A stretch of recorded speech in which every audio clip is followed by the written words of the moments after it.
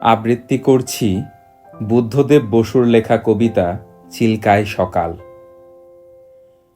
কি ভালো আমার লাগলো আজ এই সকাল বেলায়, কেমন করে বলি।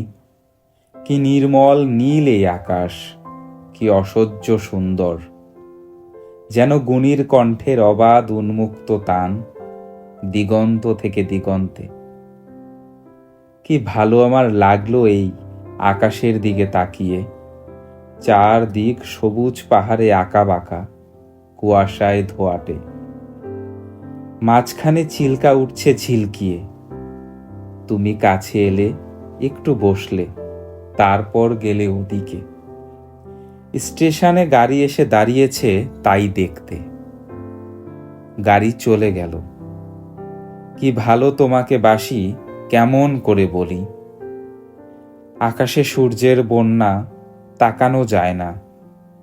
গরুগুলো এক মনে ঘাস ছিঁড়ছে, কি শান্ত। তুমি কি কখনো ভেবেছিলে এই হ্রদের ধারে এসে আমরা পাবো যা এতদিন পাইনি? রূপলি জল শুয়ে শুয়ে স্বপ্ন দেখছে। সমস্ত আকাশ নীলের স্রোতে ঝরে পড়ছে তার বুকের ওপর সূর্যের চুম্বনে। এখানে জ্বলে উঠবে অপরূপ ইন্দ্রধনু, তোমার আর আমার রক্তের সমুদ্রকে ঘিরে। কখনো কি ভেবেছিলে?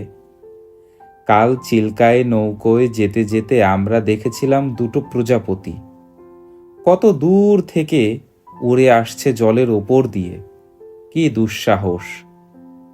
তুমি হেসেছিলে, আর আমার কি ভালো লেগেছিল তোমার সেই উজ্জ্বল অপরূপ মুখ।